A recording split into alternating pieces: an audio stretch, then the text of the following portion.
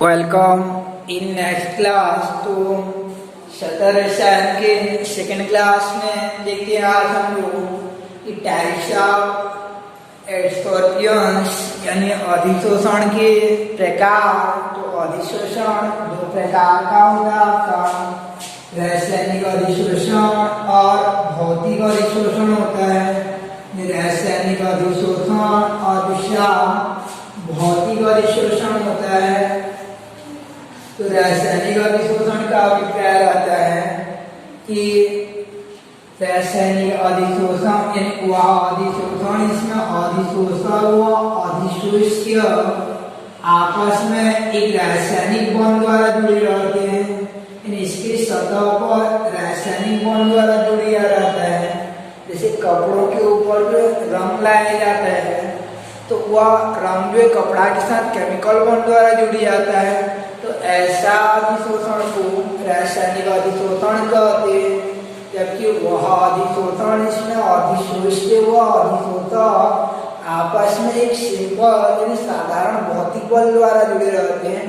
भौतिक अधिशोषण कहलाता है जैसे किसी सतह पर धुआं का एकत्र हो जाना, किसी सतह पर धुआं का एकत्र हो जाना वह भौतिक अधिशोषण के अंतर्गत आता है। तो इस प्रकार से रासायनिक अधिशोषण और भौतिक अधिशोषण। तो रासायनिक अधिशोषण में होता है कि वह अधिशोषण इसमें अधिशोष्य व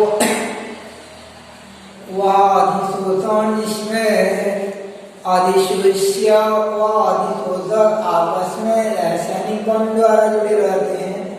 रासायनिक अधिशोषण कहलाता है तथा वह अधिशोषण इसमें अधिशोष्य व अधिशोषक आपस में भौतिक बल द्वारा जुड़े रहते हैं। भौतिक बल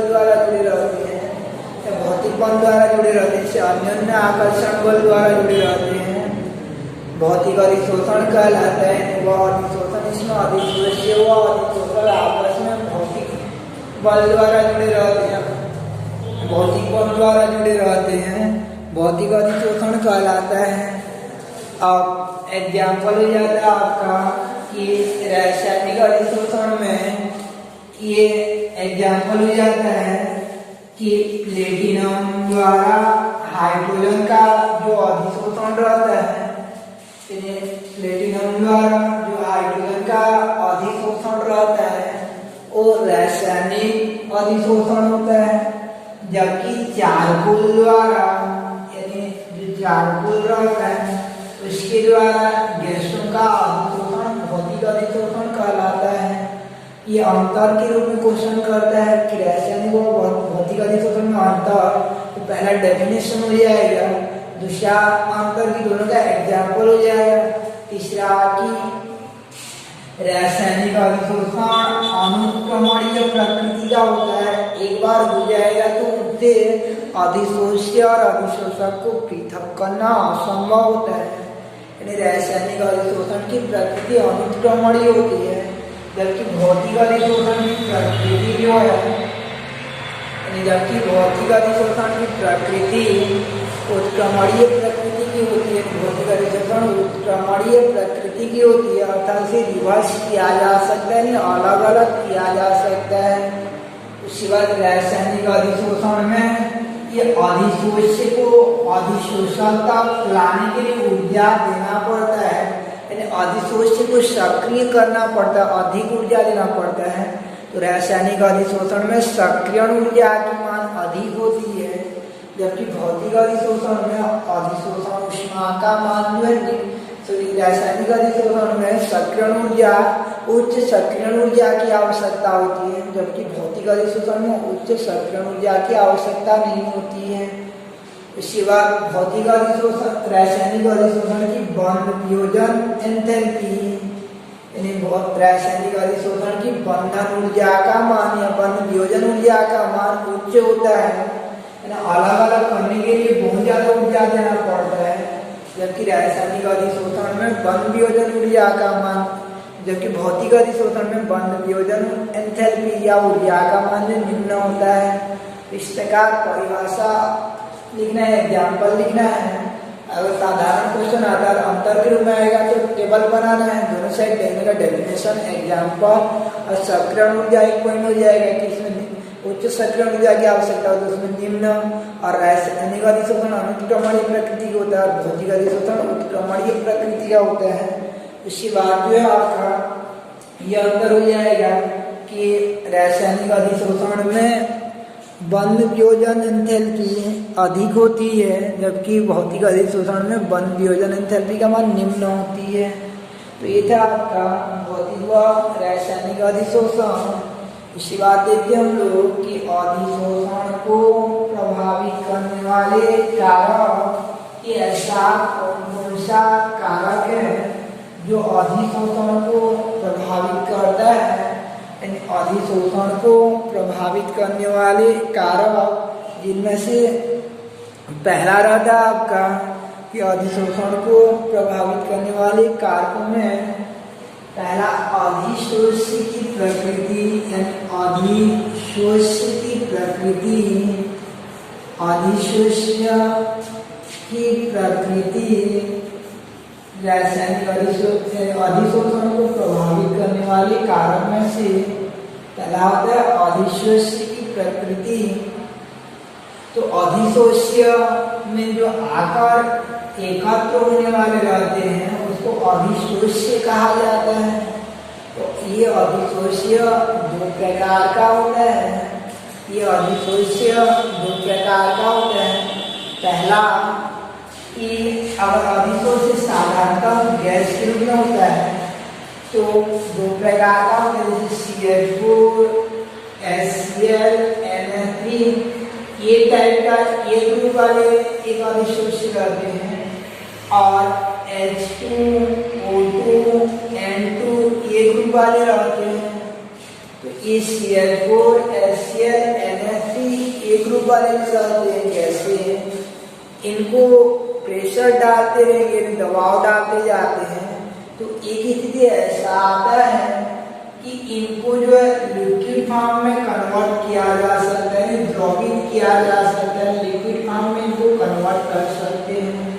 यानी ऐसे गैसें रहते हैं कुछ जिनको दबाव डालकर यानी दाब के आधार पर द्रवित किया जा सकता है, जबकि ये H2O2, N2 ये अध्रुवीय गैसें जो रहते हैं सम प्रकार के समान प्रकार के अवयवों से जो गैस बने रहते हैं, समनाभिकीय अणु जो रहते हैं, वो गैसें को जितना भी दबाव डाला जाए, इनको जितना भी दबाव डाला जाए, ये गैसीय रूप से जो है द्रव रूप में परिवर्तित नहीं हो पाते हैं, आसानी से परिवर्तित नहीं होते हैं। तो CH4, NH3 ये गैसें को दबाव डालते जाते हैं, तो जैसे HCl, NH3 इन गैसों को दबाव डालते जाते हैं, तो दबाव डालने पर ये जब पास आते जाते हैं तो इनकी मध्य एच बॉन्डिंग या कुछ अन्य प्रकार का आकर्षण बल लग जाता है और वो लिक्विड फॉर्म में कन्वर्ट हो जाते हैं। तो ये गैसें जो द्रवित किया जा सकता है इनको आसानी से, जबकि इनको आसानी से द्रवित नहीं किया जा सकता है। तो गैसों को जो है दबाव डालकर यानी उनको द्रव के रूप में परिवर्तित किया जा सकता है, लेकिन याद रखिए ना कि तापमान का मान एक निश्चित ताप होना चाहिए।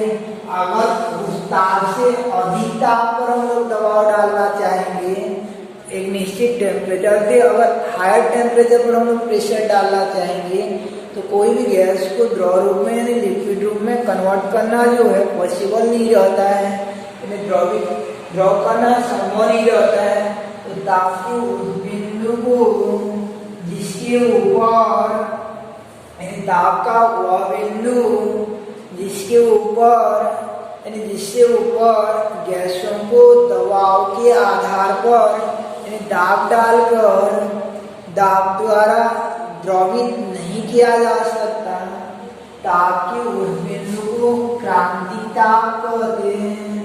ताप के उस बिंदु को क्रिटिकल टेम्परेचर कहते हैं, क्रांतिक ताप कहा जाता है।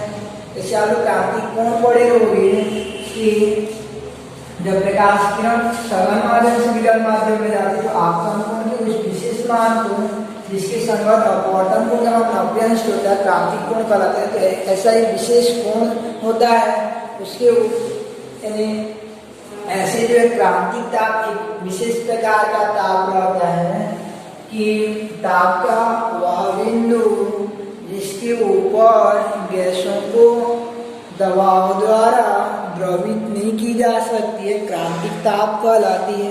तो क्रांतिक ताप से कम ताप पर जो है इन गैसों को दबाव द्वारा द्रव के फॉर्म में कन्वर्ट कर सकते हैं, यानी लिक्विड फॉर्म में कन्वर्ट किया जा सकता है, द्रवित किया जा सकता है। जबकि ये गैसें जो रहता है आपका H2N2O2 ये गैसें जो रहती है इनको आसानी से द्रवित नहीं किया जा सकता। तो हमारा मुख्य पॉइंट था कि अधिशोषण को प्रभावित करने वाला कारक जिनमें से पहला आपका अधिशोष्य की प्रकृति। तो अधिशोष्य की प्रकृति में अगर अधिशोष्य जो आसानी से द्रवित हो जाने वाला गैस रहता है, आसानी से द्रवित होने वाला रहता है, तो उसका अधिशोषण जो है जिनका आसानी से द्रवित नहीं होता है उनकी तुलना में बहुत ज़्यादा होती है। यानी जिनका द्रवण यानी द्रव के फॉर्म में परिवर्तन संभव होता है उनका अधिशोषण भी अपेक्षाकृत अधिक होता है। किसी सतह पर वो आकर अधिक अधिशोषित होते हैं, आकर अधिक चिपकते हैं, जबकि जो आसानी से द्रवित नहीं होते हैं उनका अधिशोषण संभव नहीं होता है आसानी से। इस प्रकार से पहला आपका अधिशोष्य की प्रकृति में कि आसानी से द्रवित होने वाली गैसें जैसे NH3H2O, HCl आसानी से द्रवित नहीं होने वाली गैस जैसे H2N2O2 की तुलना में किसी अधिशोषक की सतह पर आसानी से अधिशोषित हो जाते हैं। ये आपका कि अधिशोषण को प्रभावित करने वाले कारक जिनमें से पहला था आपका, इसके पहले थोड़ा सा देखे थे अधिशोषण के प्रकार। तो भौतिक अधिशोषण और रासायनिक अधिशोषण, तो भौतिक बंध द्वारा जुड़े रहेंगे तो भौतिक अधिशोषण और रासायनिक बंध द्वारा जुड़े रहेंगे तो रासायनिक अधिशोषण। उसके बाद अधिशोषण को प्रभावित करने वाले कारक जिनमें से पहला आपका कि अधिशोषण की यानी अधिशोष्य की प्रकृति। तो आसानी से द्रवित होने वाली गैसें जैसे NH3CO2 CH4 आसानी से द्रवित नहीं होने वाली गैसें की तुलना में अधिशोषक की सतह पर आसानी से अधिशोषित हो जाती हैं, यानी जिनका द्रवण भी आसानी से होता है अधिशोषण भी आसानी से होता है। उसके बाद दूसरा होता है अधिशोषक की प्रकृति। तो अधिशोषक की प्रकृति में होता है आपका कि दूसरा अधिशोषक की प्रकृति। तो अधिशोषक की प्रकृति में कि अधिशोषक का क्षेत्रफल बढ़ाएंगे, यानी अधिशोषक का पृष्ठीय क्षेत्रफल बढ़ा देते हैं, इसका एरिया को बढ़ा देते हैं। तो क्षेत्रफल बढ़ाने पर याद रखिए रहना कि अभिक्रिया की दर तीव्र हो जाती है, इसलिए जो है अधिशोषक का सतह का क्षेत्रफल बढ़ाने पर या सतह को खुरदुरा करने पर अधिशोषण की दर बढ़ जाती है, यानी अधिशोषण होने की दर बढ़ जाती है।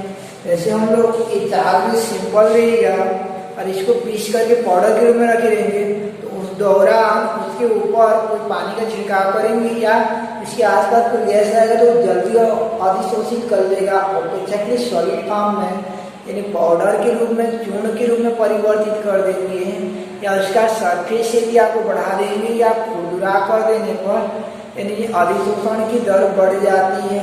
दूसरा होता है आपका कि अधिशोषक की सतह का क्षेत्रफल बढ़ाने पर या अधिशोषक के सतह का क्षेत्रफल बढ़ाने पर या खुरदुरा करने पर या अधिशोषक को चूर्ण के रूप में परिवर्तित करने पर अधिशोषण की दर बढ़ जाती है। यही कारण है कि उत्प्रेरकों को चूर्ण के पाउडर के रूप में उपयोग किया जाता है, यानी पाउडर के रूप में उपयोग करेंगे चूर्ण के रूप में तो उस दौरान अधिशोषण की दर भी बढ़ जाती है। ये था आपका अधिशोषण को प्रभावित करने वाले कारकों में दूसरा कारक हो जाता है अधिशोषण की प्रकृति। इसके बाद तीसरा होता है आपका कि ताप का प्रभाव, इफेक्ट ऑफ टेम्परेचर, कि अधिशोषण पर ताप का क्या प्रभाव पड़ता है। तो ताप का प्रभाव, इफेक्ट ऑफ टेम्परेचर, तापमान का क्या प्रभाव पड़ता है अधिशोषण पर, जो है ताप का प्रभाव। इससे पहले देखे थे हम लोग अधिशोषण को प्रभावित करने वाले कारकों में दूसरा कारक था आपका अधिशोषक की प्रकृति, कि अधिशोषक का क्षेत्रफल बढ़ाने पर या अधिशोषक को महीन चूर्ण में परिवर्तित करने पर अधिशोषण की दर बढ़ जाती है। इसके बाद तीसरा कारक देखते हैं कि अधिशोषण को प्रभावित करने वाले तीसरा कारक में होता है आपका कि ताप का प्रभाव, इफेक्ट ऑफ टेम्परेचर। तो अलग अलग प्रकार के अधिशोषण पर ताप का अलग अलग प्रकार का प्रभाव पड़ता है। तो देखते हैं इफेक्ट ऑफ टेम्परेचर, ताप का क्या प्रभाव पड़ता है। तो इफेक्ट ऑफ टेम्परेचर कि ताप का क्या प्रभाव पड़ेगा। तो अलग अलग प्रकार के अधिशोषण पर ताप का अलग अलग प्रकार का प्रभाव पड़ता है। पहले भौतिक अधिशोषण पर देखते हैं। तो भौतिक अधिशोषण पर और दूसरा रासायनिक अधिशोषण पर ताप का क्या प्रभाव पड़ता है। अलग अलग प्रकार के अधिशोषण पर अलग अलग प्रकार का इफेक्ट पड़ता है। तो भौतिक अधिशोषण में ये वाई अक्ष में ताप को लेते हैं, वाई अक्ष में टेम्परेचर को लिया जाता है, वाई अक्ष में टेम्परेचर को लेते हैं, और एक्स अक्ष में लिया जाता है एक्स बाई एम, जिसे कि अधिशोषण की मात्रा कहा जाता है। केवल एक्स जो है यह अधिशोष्य की मात्रा है, एक्स जो है अधिशोष्य की मात्रा है, यानी एक्स जो है वह अधिशोष्य की मात्रा होती है। और एक्स बाई एम जो है आपका, यानी एक्स जो है अधिशोष्य की मात्रा, और एम जो है आपका, एम जो है अधिशोषक, यानी अधिशोषक की मात्रा होती है, अधिशोषक की मात्रा। और एक्स बाई एम जो है अधिशोषण की मात्रा होती है, अधिशोषण की मात्रा होती है, अधिशोषण की मात्रा, यानी एक्स जो है अधिशोष्य, एम जो अधिशोषक, और एक्स बाई एम जो है वो अधिशोषण की मात्रा होती है। तो अधिशोषण की मात्रा किसे कहा जाता है कि ये एम को एकांक कर देंगे, एम को एक करेंगे तो एकांक द्रव्यमान वाले अधिशोषक की सतह पर अधिशोषित अधिशोष्य की मात्रा को अधिशोषण की मात्रा कहा जाता है। यानी जो अधिशोषक है उसका द्रव्यमान एकांक लेंगे तो एकांक द्रव्यमान वाले अधिशोषक की सतह पर अधिशोषित अधिशोष्य की मात्रा को अधिशोषण की मात्रा कहा जाता है। एम को एक कर देंगे तो इस समय जितना अधिशोषित हुआ रहेगा गैस की मात्रा को, उसी को अधिशोषण कहा जाता है, अधिशोषण की मात्रा कहते हैं। तो देखते हैं हम लोग ये वाई अक्ष में एक्स बाई एम को लेंगे और एक्स अक्ष में टेम्परेचर ताप को लेते हैं। तो तापमान का क्या प्रभाव पड़ता है। तो अलग अलग प्रकार के अधिशोषण पर तापमान का अलग अलग प्रकार का प्रभाव पड़ता है। तो पहले देखते हैं हम लोग कि भौतिक अधिशोषण पर ताप का क्या प्रभाव पड़ता है। तो जब अधिशोषण हो गया है भौतिक अधिशोषण पर, तो ताप जैसे जैसे बढ़ाते जाते हैं, तो याद रखिए ताप बढ़ाने पर अधिशोषण की मात्रा कम होती जाती है। जैसे यहाँ पे कोई धूल एकत्र या धुआं एकत्र हुआ है तो टेम्परेचर को अधिक बढ़ा देंगे तो इस समय वो धुआं जो सतह को छोड़ने का प्रयास करता है, निकलने का प्रयास करता है। तो ताप बढ़ाने पर जो है वियोजन होने लगती है, अधिशोषण होने के बजाय जो अलग अलग होना स्टार्ट हो जाता है। तो प्रारंभ में ताप इतना रहता है तो अधिशोषण बहुत ज्यादा इतना रहता है, ताप को इतना बढ़ा देते तो अधिशोषण इतना हो जाता है। जैसे जैसे ताप को बढ़ाते जाते हैं अधिशोषण की मात्रा वैसे वैसे कम होती जाती है। ताप बढ़ाने पर अधिशोषण की मात्रा जो है कम होती जाती है। जैसे जैसे टेम्परेचर बढ़ाते जाते हैं वैसे वैसे जो है अधिशोषण की मात्रा कम होती जाती है।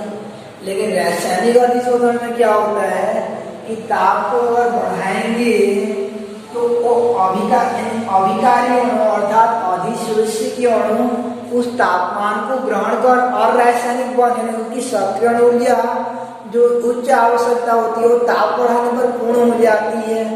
इसलिए रासायनिक अधिशोषण में ताप को बढ़ाते जाते हैं तो ये अधिशोषण जो प्रारंभ में रासायनिक अधिशोषण कम रहता है, टेम्परेचर कम रहेगा तो अभिकारी अणु की सक्रियण ऊर्जा के लिए आवश्यक ऊर्जा भी कम रहती है, पूर्ण नहीं हुआ रहता। ताप बढ़ाने पर वो सक्रियण ऊर्जा की आपूर्ति होती रहती है, जिससे ताप बढ़ाने पर प्रारंभ में अधिशोषण की मात्रा ताप इतना तो अधिशोषण इतना रहता है कम रहता है। जैसे जैसे ताप को बढ़ाते जाते हैं तो अधिशोषण बढ़ता जाता है, यानी अधिशोषण बढ़ता जाता है क्योंकि वो सक्रियण ऊर्जा की आपूर्ति होता जाता है।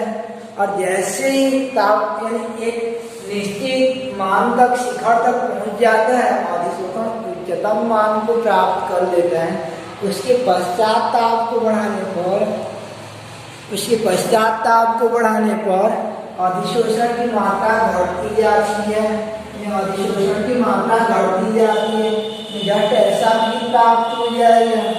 तो रासायनिक अधिशोषण में ताप बढ़ाने पर अधिशोषण पहले बढ़ती है, तत्पश्चात और आगे ताप बढ़ाने पर अधिशोषण की मात्रा घटती जाती है। ये अंतर में भी पॉइंट को लिख सकते हैं भौतिक और रासायनिक अधिशोषण में। भौतिक अधिशोषण में ताप बढ़ाने पर अधिशोषण घटता जाता है, जबकि रासायनिक अधिशोषण में ताप बढ़ाने पर अधिशोषण बढ़ता है, तत्पश्चात एक अधिकतम मान को प्राप्त कर घटता जाता है ताप बढ़ाने पर। तो ये आपका टेम्परेचर का इफेक्ट है। ताप बढ़ाने पर अधिशोषण का क्या प्रभाव पड़ता है कि ताप बढ़ाने पर अधिशोषण भौतिक अधिशोषण में ताप बढ़ाने पर अधिशोषण की मात्रा घटती जाती है, जबकि रासायनिक अधिशोषण में ताप बढ़ाने पर प्रारंभ में अधिशोषण बढ़ती है, तत्पश्चात घटने लगती है। तो इस प्रकार ये है आपका अधिशोषण के लिए ताप के साथ अधिशोषण की मात्रा का प्रभाव यानी अधिशोषण पर प्रभाव। इस वक्र को समदाबी वक्र कहा जाता है, यानी ये जो ग्राफ प्राप्त हुए वक्र के रूप में प्राप्त हुए, टेढ़ी मेढ़ी आकृति को वक्र कहते हैं। तो वक्र जो प्राप्त हुआ है उसको समदाबी वक्र कहा जाता है, क्योंकि यहाँ पर दाब को स्थिर रखकर ताप के साथ अधिशोषण का आलेख खींचा जाता है, इसलिए समदाबी वक्र कहते हैं। तो भौतिक अधिशोषण में घटता जाता है, रासायनिक अधिशोषण में पहले बढ़ता है और फिर घटता है।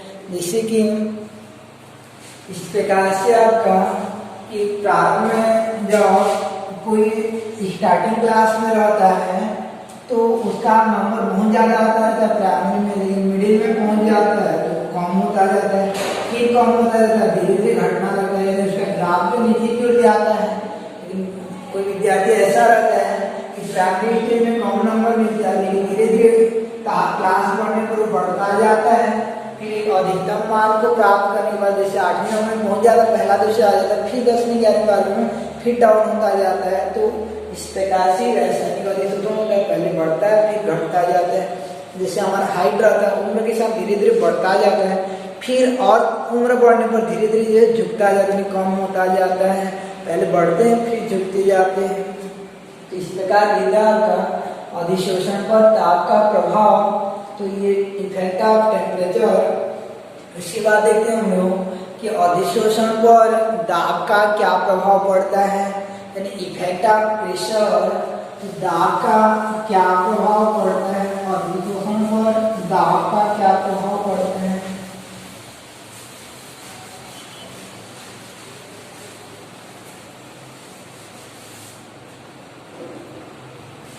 दाब के प्रभाव में यानी अधिशोषण का दाब के प्रभाव में इधर ये अक्ष में दाब को लेते हैं और ये अक्ष में अधिशोषण की मात्रा को लिया जाता है।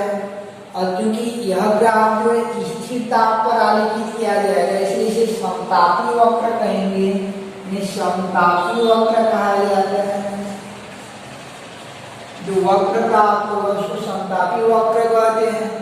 इसके पहले जो वक्र प्राप्त हुआ था उसको समदाबी वक्र कहे थे, यानी ताप वाला पॉइंट में जो वक्र था समदाबी और दाब वाला में जो था उसको समतापी वक्र कहते हैं। अब अधिशोषण पर दाब का क्या प्रभाव पड़ता है उसको देखते हैं। तो प्रारंभिक स्टेज में, प्रारंभ में ये अधिशोषण की मात्रा जो है वो दाब के पूरा समानुपाती होता है। प्रेशर डालते जाएंगे, जैसे अधिशोषक पर की सतह पर अधिशोष जो है उस पर दबाव डालते जाते हैं तो और ज्यादा चिपकता जाता है, यानी एकत्र होता जाएगा, तो अधिशोषण बढ़ता जाता है। तो प्रारंभ में जब दाब को बढ़ाते जाते हैं तो ये अधिशोषण बढ़ता जाता है, ये दोनों दिशा में बढ़ता जाएगा। तो ये ग्राफ जो सीधी रेखा में, सरल रेखा में बढ़ता जाएगा। जैसे एक कण है, दोनों हाथ से खींचे हुए समान, तो इस दिशा में आता है, मध्य में 45 अंश की दिशा में मूल बिंदु से गुजरने वाला सरल रेखा प्राप्त होता जाता है। जब भी मूल बिंदु से गुजरने वाला सरल रेखा प्राप्त हो तो हमेशा याद रखे रहना कि वह एक दूसरे के समानुपाती होते हैं, यानी एक बढ़ने पर दूसरा का मान जो है बढ़ता जाता है, एक का मान बढ़ाने पर दूसरा का मान जो है बढ़ता जाता है। तो प्रारंभ में दाब बढ़ाने पर ये अधिशोषण की मात्रा बढ़ती जाती है, लेकिन एक अधिकतम मान के पश्चात ये ग्राफ धीरे धीरे झुकने लगता है, यानी यहाँ से दाब को और बढ़ाते जाएंगे तो अधिशोषण पर दाब का प्रभाव तो बढ़ता जाता है। मध्य दाब क्षेत्र में, यानी मध्य दाब क्षेत्र में अधिशोषण पर दाब का प्रभाव तो पड़ता जाएगा, लेकिन बहुत कम पड़ता जाता है। और अधिक दाब को बढ़ा देंगे, यानी और अधिक दाब को बढ़ा देंगे तो ये अक्ष यानी दाब अक्ष के समांतर हो जाता है। और बहुत ज्यादा दाब में अगर हम लोग दाब को बढ़ाएंगे तो इस समय अधिशोषण पर दाब का प्रभाव नहीं पड़ेगा, यानी स्टार्टिंग में दबाव डालते जाते हैं तो अधिशोषण होता जाएगा, जबकि मध्य क्षेत्र में दाब को बढ़ाएंगे तो अधिशोषण तो होता जाएगा लेकिन बहुत कम होता है। और उच्च दाब क्षेत्र में अधिशोषण पर दबाव डालेंगे तो वो दबाव का प्रभाव नहीं पड़ता है, यानी ये निम्न प्रेशर फील्ड पर है, यानी निम्न दाब क्षेत्र पर, ये वाला आपका मध्य दाब क्षेत्र पर, और ये हायर प्रेशर फील्ड रहता है, उच्च दाब क्षेत्र रहता है। कि प्रारंभ में अगर दबाव डालते हैं तो दाब का असर दिखाई देता है, जबकि मध्य में दाब को डालेंगे तो थोड़ा सा दिखाई देगा लेकिन बहुत कम। और उच्च दाब क्षेत्र में अधिशोषण पर दाब का प्रभाव नहीं पड़ता है, प्रारंभ में बढ़ेगा, मध्य में नहीं पड़ता है, और उच्च दाब क्षेत्र में अधिशोषण पर दाब का प्रभाव नहीं पड़ता है। पहले दबाव डालेंगे तो अधिशोषण होगा, फिर एक दो बार डाल चुकेंगे फिर डालेंगे तो अधिशोषण पर दाब का प्रभाव नहीं पड़ेगा। और उच्च दाब क्षेत्र पर जितना भी दबाव डाला जाए अधिशोषण पर दाब का प्रभाव नहीं पड़ता है। जैसे एक बच्चा रहता है तो प्राइमरी में रहेगा तो उसको हम लोग दबाव डालते जाएंगे, पढ़े बोलते जाएंगे तो पढ़ता रहेगा, पहले प्रेशर पड़ता रहेगा तो प्रभाव होता है, प्रेशर का प्रभाव दिखाई देता है। लेकिन मिडिल स्कूल आ जाता है तो उस पर प्रेशर डालते हैं हम लोग तो थोड़ा मोड़ा उस पर असर दिखाई देता है, और दाब का प्रभाव कम असर होने लगता है, प्रभाव कम दिखाई देता है। लेकिन हाई स्कूल हायर सेकेंडरी आ जाते हैं, 9वीं से 12वीं आ जाते हैं तो हम कहने वाला कौन होता है, ऐसा टाइप का हो जाता है। और वहाँ पर जितना भी दबाव डाला जाए असर नहीं दिखाई देता है, यानी दबाव जितना भी डाला जाए दाब का प्रभाव नहीं पड़ता है हाई स्कूल हायर सेकेंडरी स्तर पर। तो इस प्रकार से निम्न पर पड़ता है, मध्य पर तो पड़ता है लेकिन कम पड़ता है, उच्च दाब क्षेत्र पर बहुत कम दबाव पड़ता है। जैसे एक बच्ची रहती है और मान लीजिए थोड़ा नहीं पढ़ने वाली है, थोड़ा सा ज़्यादा टीवी इधर उधर देखने वाली रहती है, तो उस दौरान जो है उसके दीदी जैसे बोले पढ़ाई लिखाई करोगे क्या धंधा लगाए, तो बच्ची जो प्रारंभ में कापी पुस्तक खोल के पढ़ना स्टार्ट कर देती है। पहले एक दो बार बोलते हैं तो स्टार्ट करती है पढ़ने के लिए। उसके बाद जो है जैसे दीदी इधर उधर चली जाती है थोड़ा सा घूमने, तो कापी पुस्तक बनकर अपना टेलीविज़न स्टार्ट कर देती है। तो उसकी मम्मी बोलती है, तुम्हारी दीदी बोलते हैं अभी याद नहीं आ रहा है बोल के, तो वो फिर पढ़ना स्टार्ट कर देती है, लेकिन आधा मन तो पढ़ती है, थोड़ा थोड़ा यानी मन तो पढ़ती है, यानी आधा प्रभाव पड़ता है जो बोले रहते हैं। फिर कुछ समय पश्चात बंद कर देती है और टीवी देखने लगती है। तो उसकी दादी माँ बोलती रहती है, सब तेरे को बोल रहे हैं, तेरा मन में नहीं आ रहा है क्या, इतना पैसा खर्च कर रहे हैं, इस टाइप का बोलती हैं।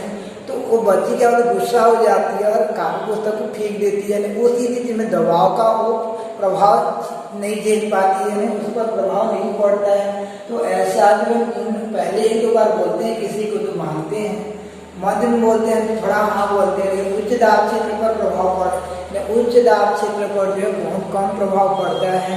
जैसे हम लोग किसी घर में जाएंगे घूमने, तो पहला एक दो बार जाएंगे तो हमको जो है कुर्सी में बैठने के लिए देंगे, लेकिन कंटिन्यू जाते रहेंगे तो उसके बाद जो है थोड़ा सा जमीन में अगर कुछ पट्टी वट्टी देंगे बैठने के लिए, यानी कम प्रभाव पड़ेगा। लेकिन बहुत ज़्यादा आपके घर में एक दिन में 3-4 बार घूमने के लिए जाएंगे तो उस पर तो हमारे लिए कुछ भी प्रभाव नहीं पड़ेगा, कुछ भी नहीं रखेंगे। तो ऐसा जो निम्न दाब क्षेत्र पर पड़ता है, उच्च दाब क्षेत्र पर नहीं पड़ता, मध्य थोड़ा सा पड़ता है। तो एक ही याद रखिएगा इसमें कि जहाँ तक दाब का प्रभाव पड़ता है, दाब के उस बिंदु को कहा जाता है संतृप्त दाब कहते हैं। यानी दाब का वह बिंदु जिसके यानी जिससे उच्च दाब पर, इससे अधिक दाब पर, अधिशोषण पर दाब का प्रभाव नहीं पड़ता है। दाब के उस बिंदु को संतृप्त दाब कहते हैं, सैचुरेटेड प्रेशर कहा जाता है, संतृप्त दाब कहते हैं। दाब का वह बिंदु जिससे ऊपर के दाब पर, अधिशोषण पर दाब का प्रभाव नहीं पड़ता है, संतृप्त दाब कहलाता है। इस प्रकार की दाब का अधिशोषण पर दाब का प्रभाव कि सामान्यतः दाब बढ़ाने पर अधिशोषण की मात्रा बढ़ती जाती, किंतु एक निश्चित दाब के पश्चात अधिशोषण पर दाब का प्रभाव नहीं दिखाई देता है। ये अधिशोषण पर दाब का प्रभाव हो जाता है। इसके बाद देखो हम लोग कि अधिशोषण का उपयोग दैनिक जीवन में क्या उपयोग रहता है। तो अधिशोषण का दैनिक जीवन में उपयोग तो गैस कारखाना में जो मजदूर काम करते रहते हैं, जहरीली कारखानाओं में, जैसे जहरीली कारखाने में फास्फोरस गैस जहाँ निर्माण होता रहता है, कार्बन मोनोऑक्साइड, वहाँ पे काम करने वाले जो मजदूर रहते हैं उनको जबड़ा कैंसर हो जाता है या अन्य बीमारी से ग्रसित हो जाना पड़ता है। इसलिए वो क्या कह रहते हैं, मास्क के रूप में चारकोल का मास्क बने रहते हैं।